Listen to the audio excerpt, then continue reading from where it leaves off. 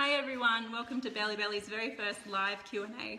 Today we're here with Renee Cam, IBCLC, and for those of you who don't know what an IBCLC is, it's an international board certified lactation consultant. So these people are trained more than any other health professional in breastfeeding, and the training that you do is really intensive, isn't it? If you can explain what you go through to become an IBCLC. Sure, Kelly. So there's various pathways to become an IBCLC.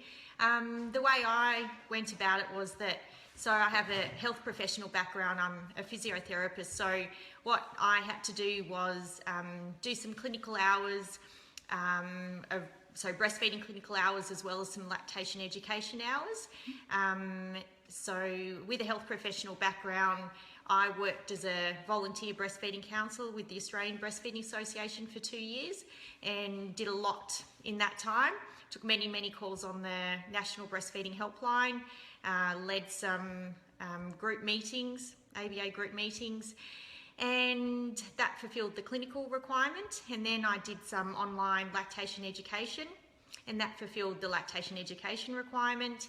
And then I sat an exam, and having passed that exam, then I was awarded the certification of IBCLC. So that's how I got in. There's various other ways, but that's how I did it. Hi, it's good to see a few of you coming in here. We're just waiting for the audience to build up a bit. But yeah, please do say hi and let us know where you're from. And if you like, if you're pregnant or breastfeeding or just along for the ride to have a listen in.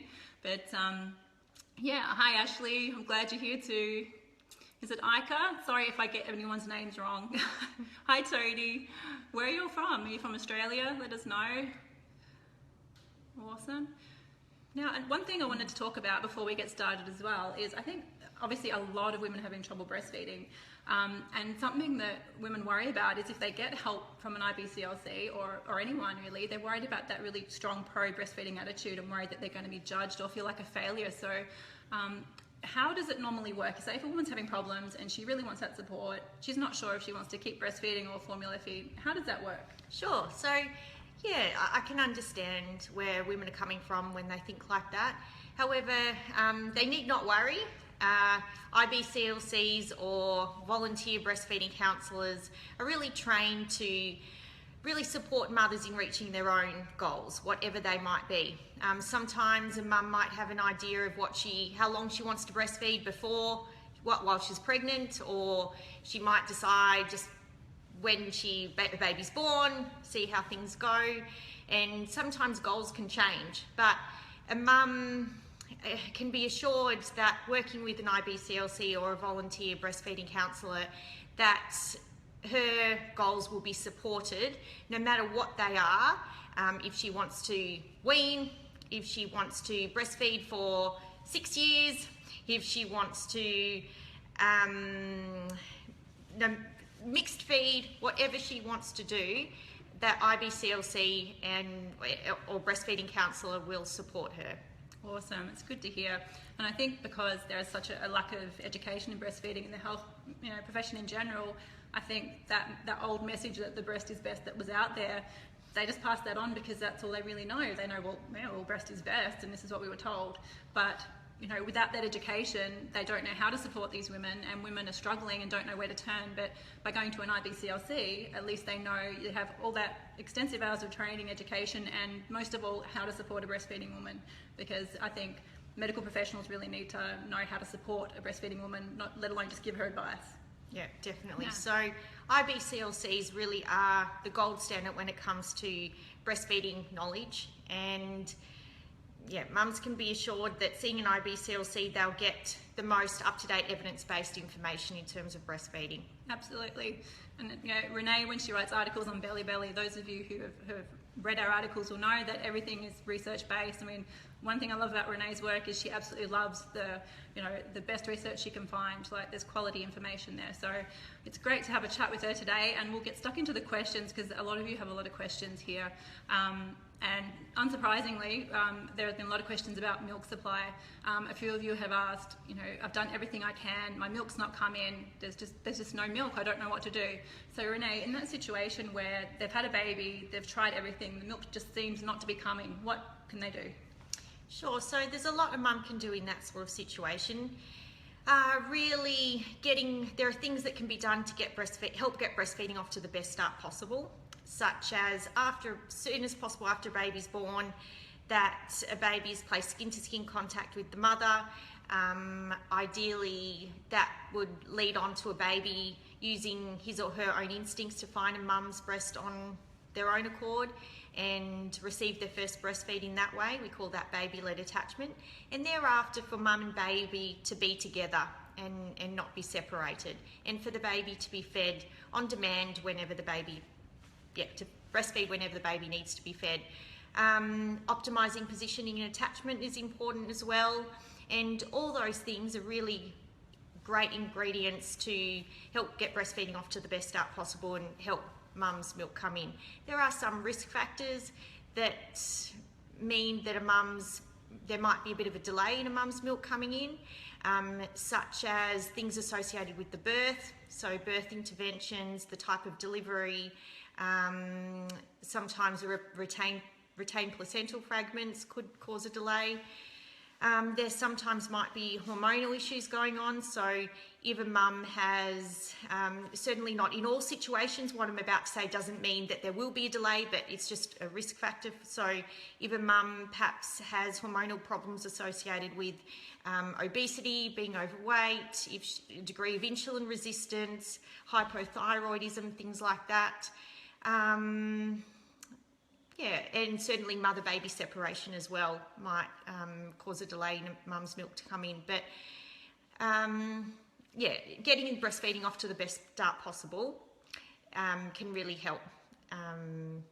So if a mother is, for example, she's got a 2 or 3 month old baby and she's still struggling, I mean, that skin to skin will be really important for her to do, and anything else to help really build that supply? Yeah, so no matter if a mum is ever experiencing a low supply, then there are absolutely things that can be done. When it comes to supply, by far the most important thing is frequent and effective milk removal.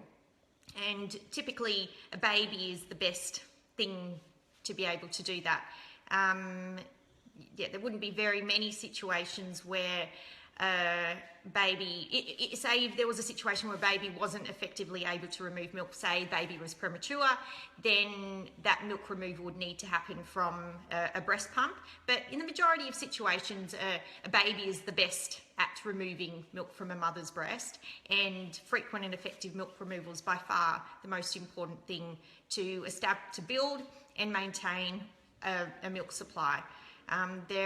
If that's being done and the mum's still struggling, well, there are some galactagogues a mum might take that could help as well, and she'd be best to speak to an IBCLC or a doctor about those things. Wonderful. All right, we've got a lot of questions coming in, so just excuse me, I'm going to look off the screen so I can read a few out.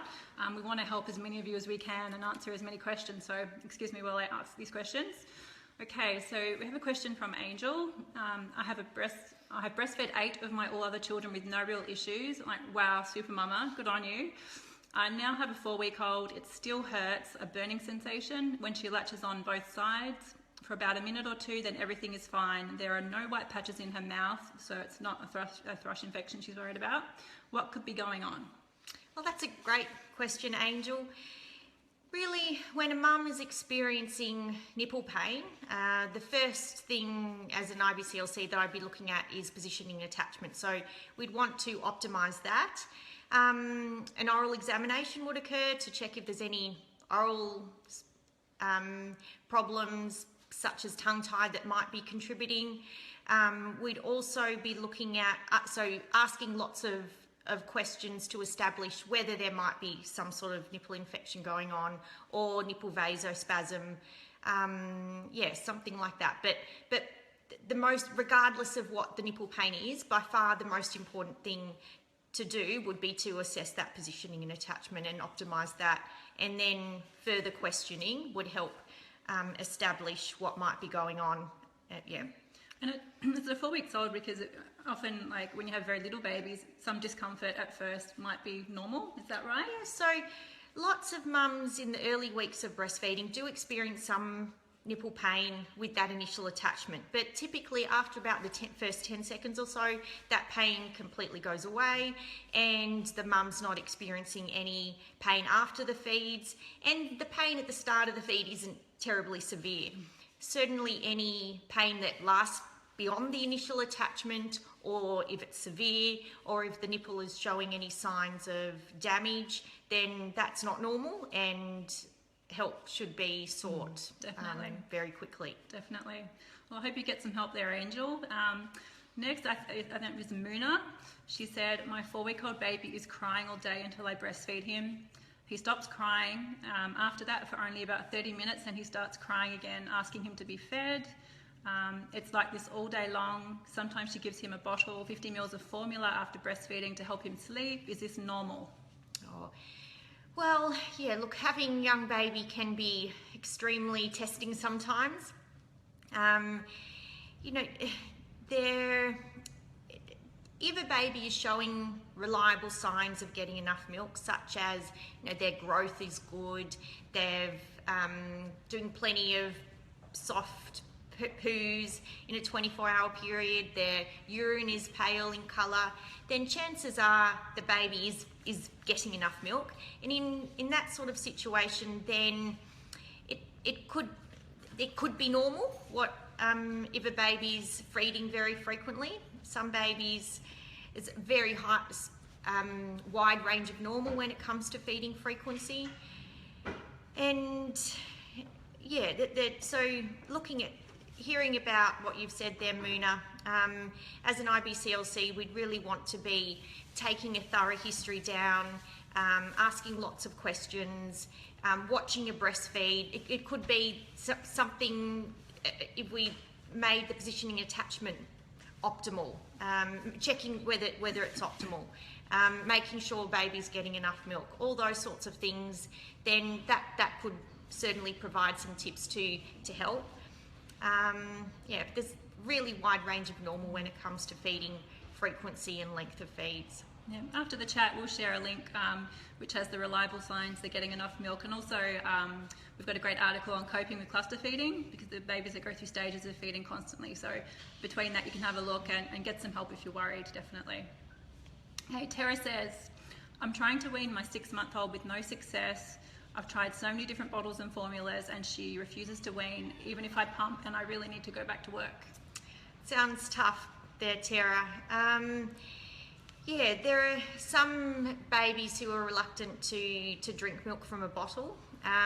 Babies who are reluctant are more likely to accept a bottle under certain circumstances. So a breastfed baby tends to be more likely to accept milk from a bottle from someone other than their breastfeeding mum, or trying to offer a bottle when the baby's just woken up from a sleep or is half asleep. Those can help. The other options are that a baby doesn't have to be fed milk from a bottle. There are other options, so trying to feed your baby milk from some sort of cup could help, or mixing some milk with solid food could be another way to get either your breast milk or formula into your baby. So yeah, a couple of suggestions there. Awesome. We have a couple of questions too about relactating. These are Anna has said, how can I breastfeed my 5-month-old son? I stopped when he was 1 week. I have a drop of milk, so I know it's not fully dry, and I'd love to breastfeed now. My health has improved. So we have a few people that have asked that question. So if people have stopped, what's the next steps if they want to relactate? Sure. So relactation certainly is possible. There are various factors that can impact relactation, making it either easier or harder. If it wasn't a very long gap in between stopping breastfeeding and wanting to try and relactate, then that tends to make it easier. If you've got a cooperative baby who will attach and breastfeed, then that's going to be easier than if you've got a baby who won't attach. So if a baby will attach, then such as using a baby-led attachment approach, skin-to-skin contact, then feeding frequently, offering breastfeeds very, very frequently, day and night, can help to to relactate. If a baby will not come to the breast, won't attach, then expressing can help to build that milk supply again. Initially, at least, you'd probably be wanting to use a pretty quality pump, such as a hospital grade higher pump, to try and relactate. In some situations, just frequent effective milk removal, either with the baby or with a pump, could be enough to build up a milk supply again. Sometimes some mums, however, might need additional assistance from a galactagogue. Again, speaking to an IBCLC or a GP about that would be advisable. So, and what's a galactagogue for those who haven't heard of that term before? Cheers. So a galactagogue is a substance that's claimed to increase milk supply, and there are various galactagogues that are suggested. Some have good evidence base behind them, and some not so good evidence base behind them. But yeah, good to speak to a GP or an IBCLC about that. Awesome. And thank you for all the questions coming in. We'll do our best to get to everybody. We have another question here from Jess. She says she's still breastfeeding her 13-month-old son. They're having 2 to 3 a day. And she's using formula as well. My son doesn't still sleep through the night. What am I doing wrong? I'm an exhausted single mum with an older child as well. Full-time study, part-time work. Wow, Jess, doing it tough. Yeah, certainly doing it tough there, Jess. Firstly, I would say you're absolutely not doing anything wrong. As tough as it sounds, you know, the fact that your 13-month-old son doesn't sleep through the night is absolutely nothing wrong with that. It's likely very, very normal. Especially if some mums find if they're out a lot of the day and not with their baby, toddler, then it might be a way that he wants to reconnect with you, and so wants those extra cuddles and to be with you at night time. There's again a wide range of normal when it comes to sleeping through the night. There's even different definitions of what actually sleeping through the night means. But yeah, I've got a 6-year-old. In fact, my almost 10-year-old had nightmares recently and has been coming into our room and snuggling with us in our bed. So it's not sleeping through the night is really common, and you're certainly not doing anything wrong. Yeah, like I say, good on you. It'll just be 2 seconds, just having a minor technical error. It dropped out there. But yeah, thank you for your questions. Keep sending them in. We definitely try and get through to as many as we can. I'm not sure if it's connected. Is that what one is? Sorry, this one. That one. Yep.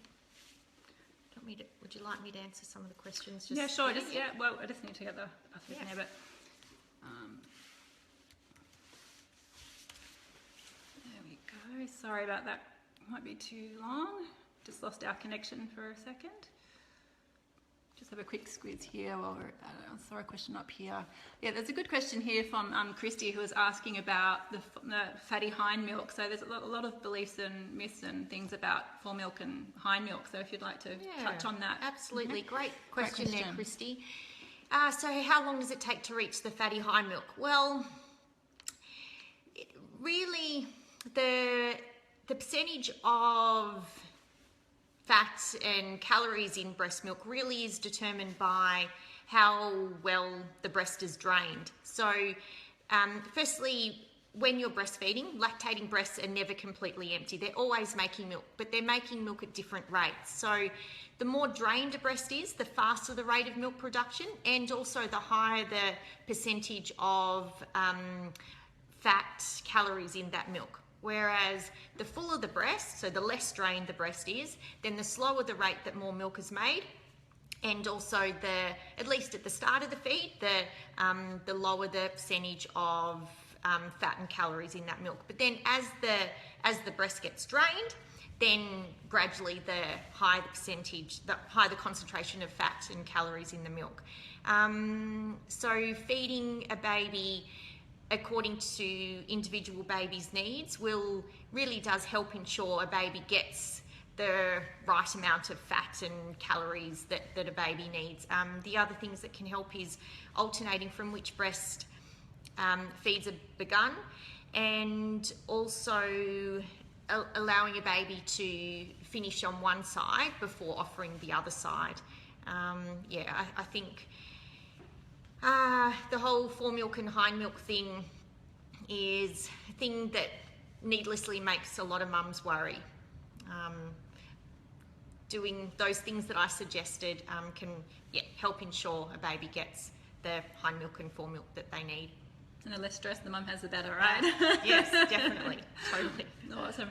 It's taking a little while for these questions to come up on here, so I'm going to scroll through, and I saw a few really good questions up here earlier. There's lots of really good questions. Where are we? And if you know anyone who could benefit from some great breastfeeding information, please do share this chat. Down the bottom right, I think it is, you can share the live chat in any groups and things like that. Where are we? Okay, definitely a good question there. Abigail, how do I stop my daughter from biting when she's done nursing and pulling off the breast? That's a very great question too, Abigail. Okay, when it comes to biting, then if a baby is attached very well to the breast, such that their chin is in touching the breast, their nose is free, then because the tongue covers their the lower teeth, that it's impossible for them to bite. So as you said, Abigail, if a baby bites, it's typically before they've even gone on or as they're coming off. So if it sounds like your daughter's biting as she's coming off, then some tips there that I would give would be to concentrate on the feed, and as it looks like her sucking is slowing down, it looks like she's about to finish the feed, to anticipate that and take her off before she actually has a chance to bite. Awesome, great question there. And I saw another one earlier too. Someone was asking, her baby's feeding frequently. Could it be because she has a small container? I'm just trying to find who that is. I'm sorry. Oh, here we go. Danielle's asked, her 5-month-old feeds all the time. Is it possible I have a small store? How do I tell? Yeah, great, Danielle. So yes, it is possible. Different mums have what we call a different storage capacity. And storage capacity is how much milk your breast can store in between feeds. Now, just say a baby needs the equivalent of a jug of breast milk in a 24-hour period. Then if a mum was to have like a large storage capacity, say if she had say a beer glass storage capacity, as compared to a mum who has a shot glass storage capacity, then the mum who has the shot glass storage capacity would likely need to feed her baby a lot more frequently so that the baby gets the jug of breast milk in 24 hours. So yes, one of the factors that could make a baby want to feed more frequently is if the mother has a smaller storage capacity. Regardless of a mum's storage capacity, regardless of a mum's storage capacity, that typically they have still are able to make plenty of milk for their baby. It just comes down to the same sorts of things, feeding a baby whenever your individual baby needs to be fed, and that will help ensure a baby gets what they need. Awesome, great question there. Just scroll through a couple more while Facebook catches up. This one here. It's Victoria. I didn't know how much of breastfeeding when I had my son 9 months ago. The doctors didn't show me or tell me how to do it. He wouldn't latch, they said. So then you bottle fed and you're heartbroken. Yeah, it definitely is very tough getting that latching and that support from the start. What advice would you have to mums that want to understand how to latch on those early days? Sure. Yeah, that sounds really, really tough, Victoria. In the early days, there are some babies who it might be difficult for them to attach, and there's various factors that might be at play there. Getting breastfeeding off to the best start possible with the things that were discussed earlier can help.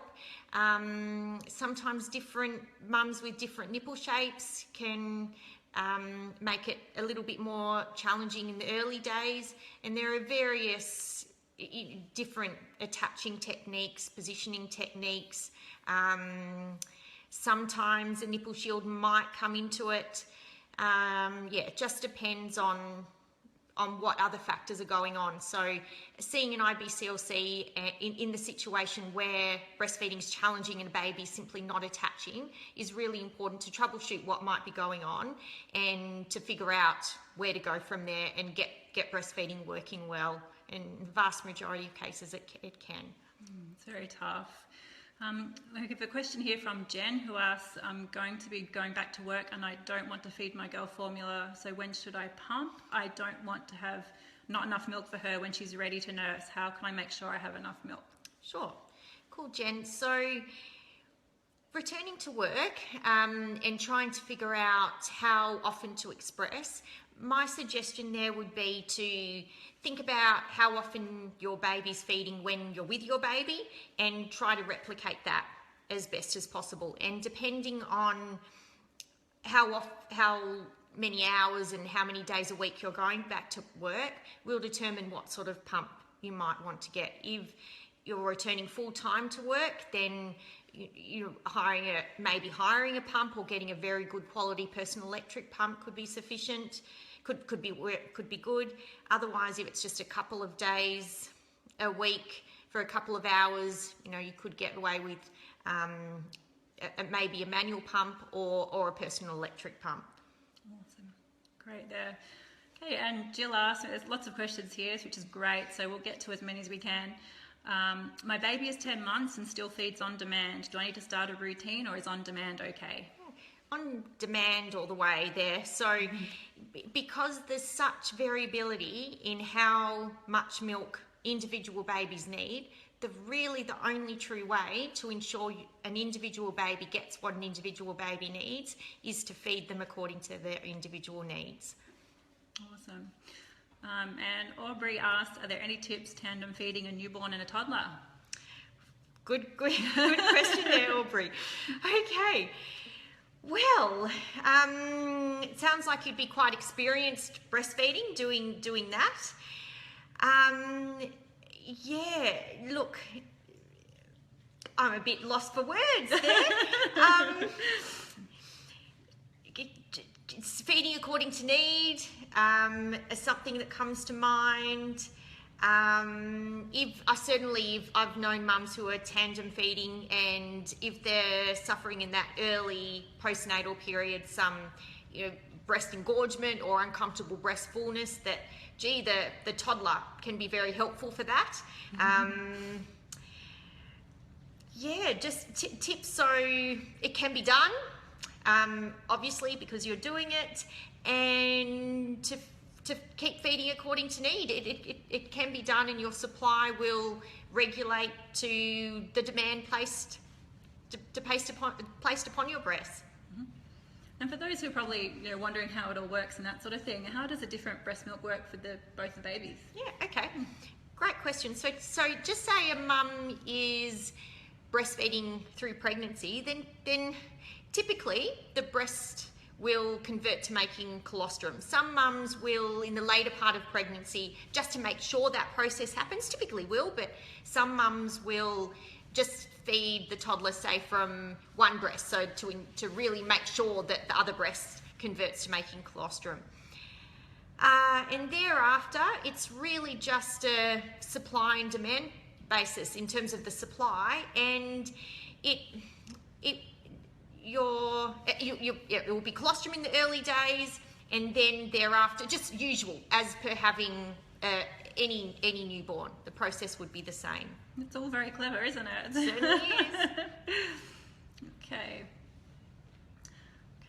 Jessica asks, my son is 13 months and prefers milk over food. I'm going to continue breastfeeding as long as possible, but I'm concerned he's not eating enough. Should I restrict breastfeeds? I feed on demand and always offer food first, but he wants his milk. Yeah. Look, I hear this sort of thing frequently. It doesn't sound unusual or abnormal to me in any way. Obviously, you'd want to, always advisable if you're worried to consult an IBCLC, dietitian, GP, someone like that, just to make sure in your individual situation that everything is indeed fine.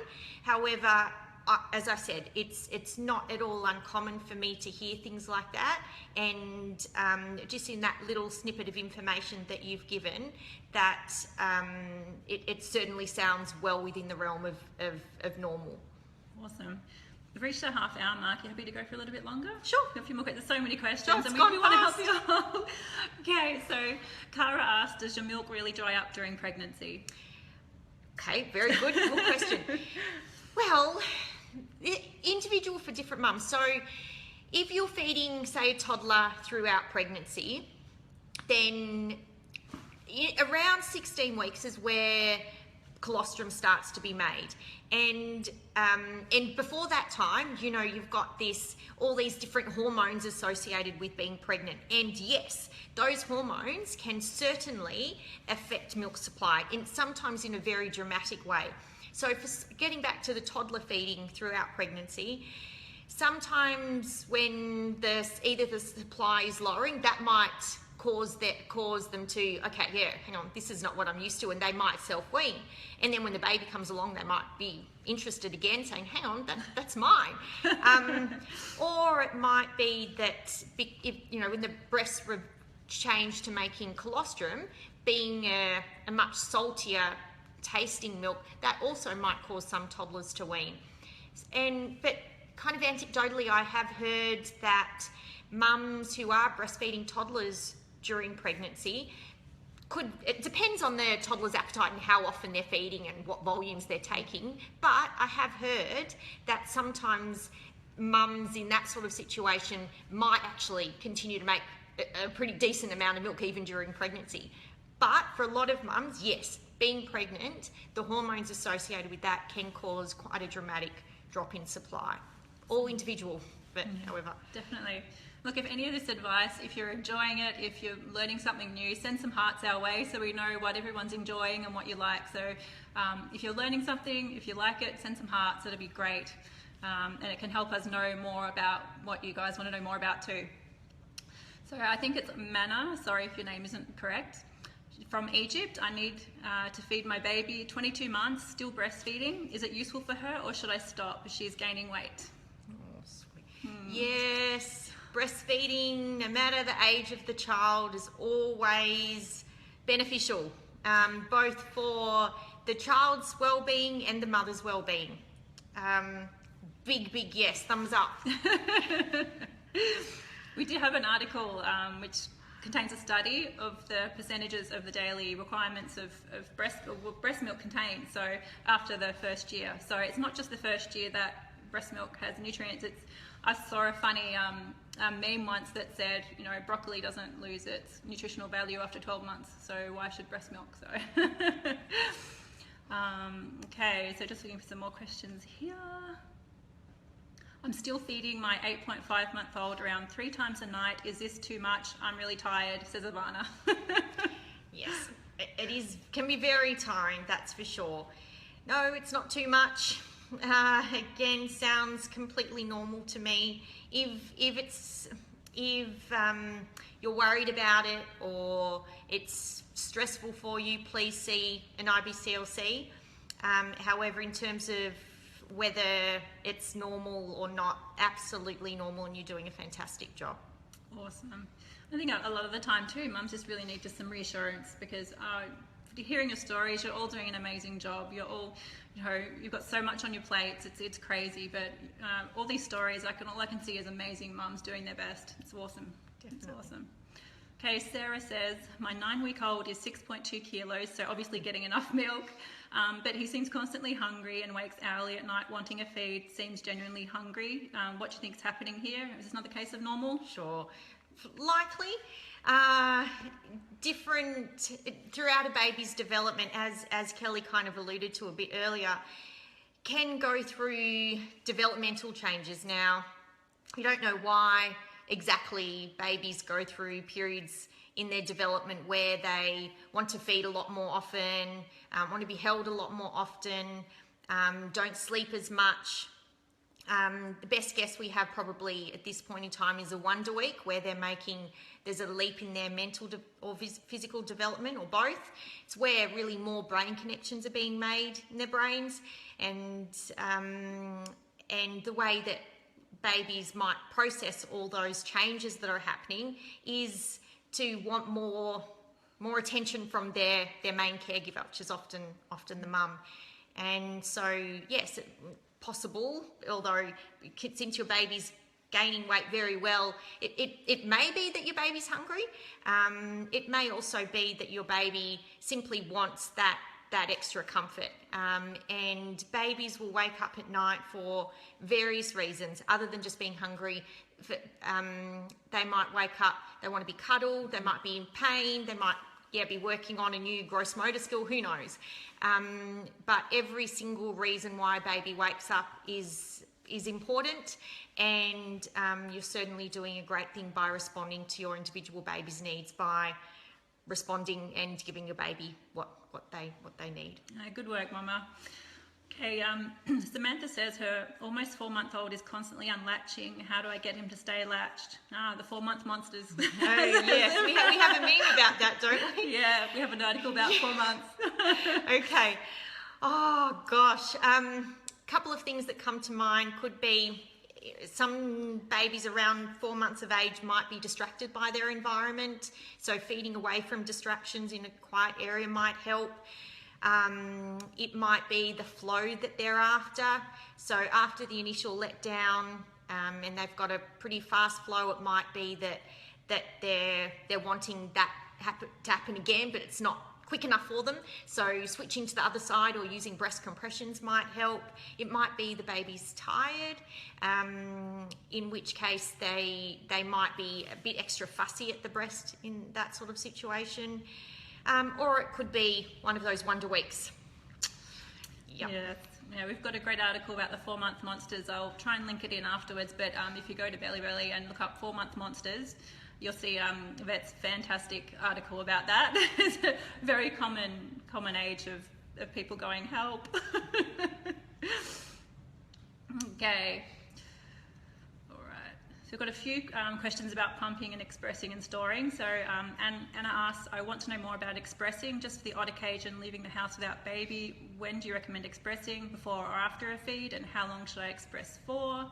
And should I do it over a period of time so I don't overstimulate milk supply? Okay, great question, common question. Okay, so in terms of when to express, I'm just going to provide general answers because pretty much it depends on what works best for individual mums. However, generally speaking, most mums make more volume of breast milk in the morning. So expressing in the morning compared to later in the day, which is often when a baby wants to cluster feed and your milk volume's lower or things like that. So mornings tend to be easier. In terms of before or after a feed, or in between feeds for that matter, individual.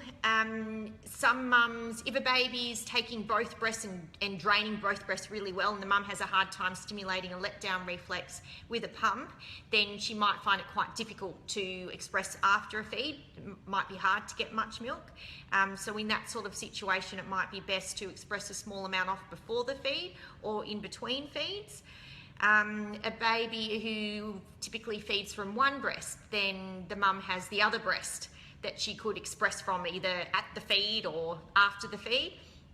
And how long to express for, depends on how well your breasts respond to a pump, but also depends on how well your milk comes out. So for some mums, milk might just flow easily, and so you could just keep going if you needed quite a bit of milk until that flow stopped. For other mums, it might be that firstly it's hard to stimulate the milk to let down, and then when it does let down, it kind of comes out for a short period of time and then stops. So in that sort of situation, I certainly don't really suggest mums continue once the milk stops flowing, because pumps can be very powerful and can cause nipple damage themselves. So I certainly would never be suggesting that a mum pumps for very long if milk's not coming out.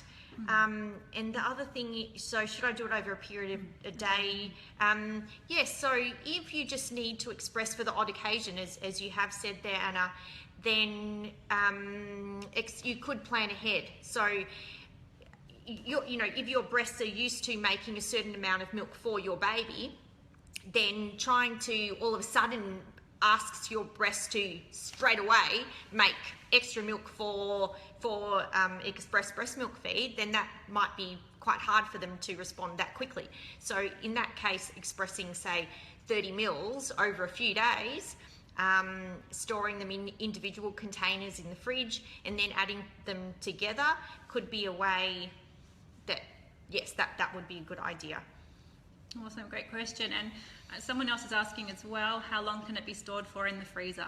Okay, so I'm not sure where you are in the world. However, Australian guidelines talk about being in the freezer compartment of in the freezer for 3 months. But if it's a deep freeze, that's such that the temperature is at least -18 degrees, then it can be for 6 to 12 months. But generally, for your usual freezer, 3 months.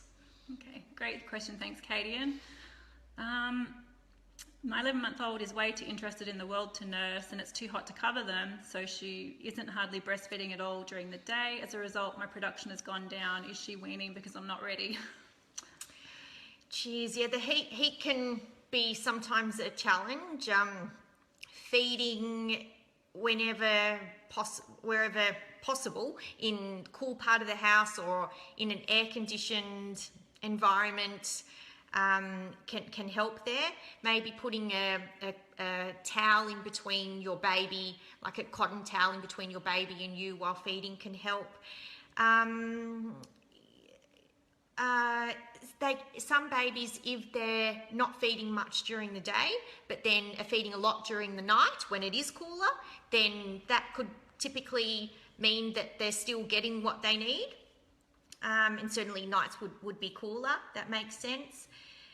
And yeah, weaning. Often we talk about that if a baby's less than about 12 months old, that it's very unusual for them to be self-weaning. Typically there's something else going on that is making something happen with the feeding rather than the baby actually truly self-weaning. Okay, cool. And Amy's asking about putting half formula and half breast milk, I assume, in one bottle. So apologies if that's not what you meant, but in terms of mixing formula and breast milk, what are your feelings on that? Okay, so with that, I guess ideally we'd suggest a baby receive the breast milk first on its own, and then if the baby is mixed fed and wants more after that, to then give the formula. Main reason being that we don't want all that hard work that has gone into expressing the breast milk to be wasted at all. So if the baby doesn't want to finish the bottle when both are added together, then it risks the baby not finishing the express breast milk. So maybe giving that first. There also is a small amount of research to suggest that some of the properties of breast milk are altered when breast milk and formula are added together. Awesome. Okay, Belinda, she's experiencing painful pulling sensation from deep in her breast when feeding and an ache afterwards. Her right nipple has been sore for a couple of days. She has a script for Kenacomb ointment from a tongue tie specialist, which I didn't need. Is this what I would use it for, or do I go to the doctor in the next few days? Okay, yeah, I would certainly suggest they're seeing an IBCLC to just do a thorough assessment to see what might be going on. Yeah, not sure how old your baby is, or just for that, I think a really, honestly, a thorough assessment would be required, and I'd have a lot of questions and lots of assessment that I'd need to do to really give you a very accurate answer there. Yeah, and Jessica's just shared there, in America you can store express breast milk in a freezer for 6 to 9 months or a deep freezer for 9 to 12. So fairly similar. Thanks for that. Just getting some more questions up here. The Facebook takes a little while to catch up with your questions, so I'm going to make sure we don't miss any. Where are we? Here we go. Okay, some more questions about producing more milk. We've sort of addressed that earlier.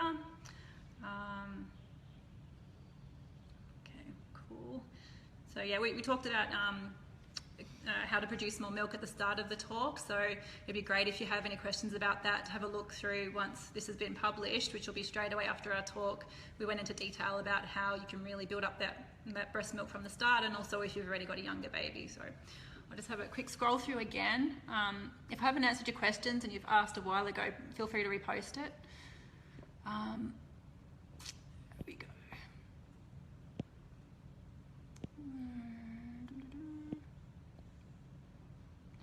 A few questions about biting while breastfeeding as well. Often I see a lot of people with the biting question, a lot of people, I notice sadly they say, well, bite the baby back so they know what's going on, but that's just not a good thing to do, is it? Yeah. Yeah. Certainly would be something that I would suggest. It's surprising. It seems like that old mother's advice that gets passed down, and it's like, no, it's not. You can't teach a baby not to bite by biting them. But yeah, we did talk about that earlier, so have a listen to that. How can I beat nipple soreness? I nursed for 4 months with my first and nearly cried every time. So Kelsey, how can we help with nipple soreness? Yeah, so it depends on the cause of the nipple pain. There are various things that can cause nipple pain, most commonly suboptimal breastfeeding and attachment. Sometimes there's a nipple infection going on. Sometimes there's something called white spot on the nipple that might cause nipple pain. Sometimes there's nipple vasospasm. Sometimes there's a tongue tie that might be contributing to nipple pain.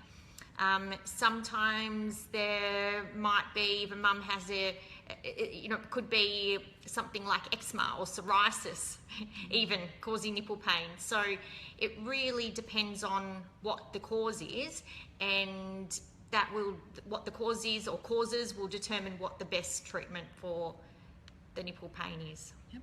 And so they'd be seeing an IBCLC? Yes, yep. Sorry. Absolutely. Suggested, it would definitely be recommended to see an IBCLC to figure out what's going on. Okay, thank you for that one. And Amanda asks us, my 12-week-old has reflux. I've tried feed thickener with breast milk and formula, but nothing seems to help. He's not in pain. Would it be excess milk he doesn't want? So reflux, if we define reflux simply as milk coming from the stomach up the esophagus and possibly out the mouth, then lots of babies reflux if we're using that definition. So in fact, one of the articles that I wrote on the BellyBelly website talks about, I think it's something like 3/4 of babies when they're a month old have reflux, and then by about 5 months it's about 50%. So, and then by the time they're 12 months of age, it's a much lower percentage. So if we're just saying reflux as defining it as I did at the start of this question, then there's a high degree of normality about it. If there are other things going on that are associated with the reflux, such that reflux is a symptom or a sign of something else going on, then that will be determined through a thorough breastfeeding examination and history taking. So in some situations, if a baby is showing other signs, as determined by the thorough investigation, sometimes a food sensitivity, say to cow's milk protein, might be the underlying issue. Sometimes, yes, if a mum is making too much milk, a lot of milk, then that certainly could make a baby reflux more often, because it's taken in too much milk. Sometimes if the mum has a very fast flow, then that could mean the baby takes in a lot and so much that they can't handle in such a short period of time. That might cause them to reflux. There's a very small amount of evidence that we really need more to determine how tongue tie and things like that relate to reflux. But yeah, really what would be required in this sort of situation is a thorough examination, which includes observing a breastfeed, an oral examination, and a thorough history to figure out what might be going on. And on the topic of feed thickener, there's some research about that too, isn't there? Yeah, so in terms of feed thickeners, not very good evidence actually to support their use. Some of the research talks about how it might mean that the milk doesn't come out the mouth, but actually doesn't stop the baby refluxing, so really not doing all that much. Also, depending on regardless of what the thickener is made out of, given that the recommendation is for leading health organisations for their recommendation to exclusively breastfeed for the first 6 months, then if we're introducing thickener into that baby's diet, then that baby is no longer being exclusively breastfed, and that might have implications for changes in the baby's type of flora in their gut. We need more research in that area, but certainly more and more evidence is coming into journal articles about the importance of developing a diverse and healthy gut microbiome, and the importance of that for many long-term health outcomes. Awesome. We have a great question from Sashant. Who's found out she's pregnant, 11 weeks. What can she eat or do to prepare ahead of time to ensure better results and success with breastfeeding? That's fantastic. You're thinking ahead. Wow, really are. Well, in terms of what you eat, really, your breast milk quality and your breast milk supply. So your breast milk quality will be fantastic regardless really what you can't make poor quality breast milk regardless. You'll make quality breast milk regardless of what your diet is. There are certain situations where yes, your dietary intake can change alter some of the components of breast milk, but it's nice you can't make poor quality breast milk. But in terms of what you eat during pregnancy, your diet would only be really relevant in terms of breast milk postnatally. And then in terms of preparation for breastfeeding during pregnancy, well, your body's doing all that naturally, so there's really nothing you need to do to your breasts or nipples before your baby's born to help you prepare for breastfeeding. It will be all done naturally. Awesome. Okay, Kayla asks, my 3-month-old has a really weak suck and struggles to swallow a mouthful of milk. He ends up drenched by the end of a feed. He has tongue and lip tie, but nothing significant enough to release. Our specialists have said there is nothing they can do to help. We only feed with a nipple shield and he will only latch on one side. He never empties the breast and is always unsettled after a feed. Please help. Kayla, really recommend seeing an IBCLC. There could be various things going on. A thorough examination by an IBCLC would be really important. There's a lot going on there. Definitely. I think, and the support will be brilliant as well, I think. Okay, Courtney asks, my baby has been sleeping through since 9 weeks. She is almost 6 months and my supply is dying, as she says, exclusive pumping. Would it be helpful to pump at night to build up supply? Right now I don't produce at night since it's been so long since she's nursed at night time. Sure, Courtney. So one of the first things that comes to my mind there is to try to figure out if your baby's showing signs of getting enough milk. So if your baby happened to be showing reliable signs of getting enough milk, then it might be okay for your baby to not feed at night time. However, if your baby isn't showing signs or adequate signs that she's getting enough milk, then yes, certainly doing things to try and increase your supply and hence getting her to have more milk would be advisable.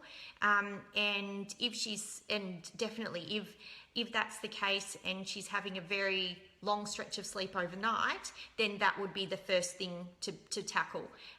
So that could be waking your baby to feed. It might not have to be expressing. Your baby might just feed. But if you either don't want to do that, or you find you try to wake your baby to feed and she's just not at all interested, then yes, you could express at night time. Yes, you could. A lot of mums saying, am I doing the right thing? And I think you're all doing an amazing job, really. It's it sounds like a lot of you do need some support and that sort of thing, but yeah, don't ever doubt yourself. You're doing an amazing job. You're here, you're trying to take in information, you're asking for help, and that is more than enough. You're doing great. Okay, here we go. So just looking at these. In terms of Bub's poos, all right, we're going to talk about poo now. So. Okay, he is exclusively breastfed. It can range from liquid to curds. Is it normal for them to have that liquid-like output at times? You often hear what you eat can affect the baby's breast milk, like chili or garlic. Are these old school ideas, or is there truth to it? Thanks, Anna. Okay, good question. Okay, so usually when a mum can eat what she wants and it's not going to affect her baby. However, there are some situations where what a mum eats, a small percentage of situation where what a mum eats could affect her baby, such as if the baby has a strong family history of food allergy or intolerance, then if the mum was to, and the baby had a food allergy or intolerance, then yes, foods that the mum eats can come through her, say food proteins the mum eats can come through her breast milk and might affect the baby. Seeing an IBCLC, for example, can help to figure out if that might be going on for your individual situation, and then if it was, then the IBCLC might refer you on to someone like a dietitian to explore that further. And then there are anecdotally some mums who find that when they eat certain foods or too much of certain foods or drinks that it affects their baby, maybe makes them more wakeful, more gassy, windy, things like that. So that would come down. So there's if we looked on the internet and found out all the different foods that all different mums feel impacts their baby, then pretty much breastfeeding mums wouldn't be eating a thing. So clearly that's not true. It really comes down to individual situations and figuring out what works for your individual baby. Awesome, that's great. We'll just do a few more questions. We've got an hour, which is awesome. There's lots of really good information here, but there's so many questions. We've got a question about shooting pains in each breast while nursing, lasting longer than at 3 months old. Very painful. Why am I getting the shooting pains? The doctor and specialist hasn't helped. Yeah. So it doesn't sound very nice at all, Kelsey. Shooting pains into the breast could be due to various things. That the thing that in my head, just hearing that I'd want to rule out would be thrush. However, yeah, I'd have a lot more questions that I'd want to ask to figure out if that was going on, because it could be lots of different things going on. So I would suggest that you see an IBCLC and they can ask you lots of questions, watch your breastfeed, see what's going on so that you can get the help and get rid of this pain that you're experiencing. Awesome. In terms of sort of nipple thrush and things like that, how common is it, and what sort of signs can mums look out for? Sure. So various signs of nipple thrush.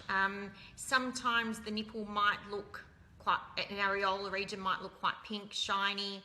The mum might complain of quite sharp, knife-like stabbing pain in her nipples that she could feel quite acutely after feeds as well.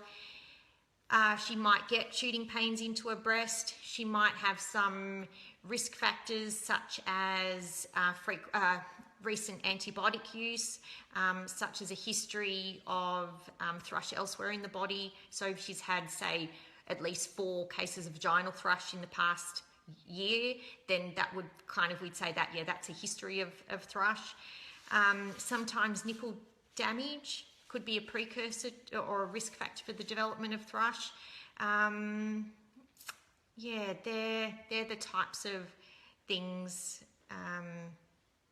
just generally, that sound thrush-like. Thank you for that. Okay, and Julie asked, she's nursed her twins for 2.5 years and she really wants to be done because she's feeling touched out and it's affecting her relationship. I don't get sleep. What's the best way to wean without it scarring everybody? Wow, you're doing great, Mum. Yeah, gee. Wow, that good on you for thinking about what you could possibly do that's in the best interest of your whole family. I think having a support person is really important here. You know, if your twins really see you as their source of comfort, then I think it'd be hard for you to do this solo, on your own. So enlisting the help of a support person to try and work through some strategies to help settle your twins in ways, settle or distract them in ways other than with a breastfeed, could help. Yeah, there's some good books out there. There's an article on the BellyBelly website that talks about helpful breastfeeding books that would include information about weaning to help, and also some BellyBelly website articles about weaning toddlers that could help give you some further tips. Have a look. We've got a few on weaning toddlers and things, so yeah, sure. Okay, we'll just do one last question because we've gone for a whole hour, which is awesome. Okay, let me have a look. Okay, all right. Belinda says, my son is 12 weeks. He was screaming from day 5 and extremely unsettled. He was put on low-sec, so that's for reflux, right, from the paediatrician. It has helped with the constant screaming, but he now spits up a lot. From recommendations from other mums, I put him on baby probiotics and his poo is now normal, yellow and watery compared to dark green. However, he struggles to poo and fart, as in screams. So he's pooing less now daily rather than every nappy. He's not more settled and the paediatrician wants to send him to sleep school. Wow. That sounds really tough, Belinda. There could be various things going on there. I wonder whether you might have seen an IBCLC. If you haven't, I think it would be a good idea to. Yeah, there's just so many things that could be contributing to what's going on. And I think you'd really benefit from someone being there, coming to your home, watching a breastfeed, doing a thorough examination, including watching a breastfeed, taking a thorough history from the very beginning, see what's been going on, to really help work out for you what's going on. I'd suggest seeing an IBCLC. Definitely. Thank you everyone for joining us today. Thank you so much, Renee. Please send her lots of hearts. She's done an amazing job getting through all these questions in an hour time. Now, what's your website if people want to get help, if they've decided that they really should see an IBCLC? What's your website they can go to? So my website's www.reneecam.com.au, and not everyone watching this would be able to see me. So yes.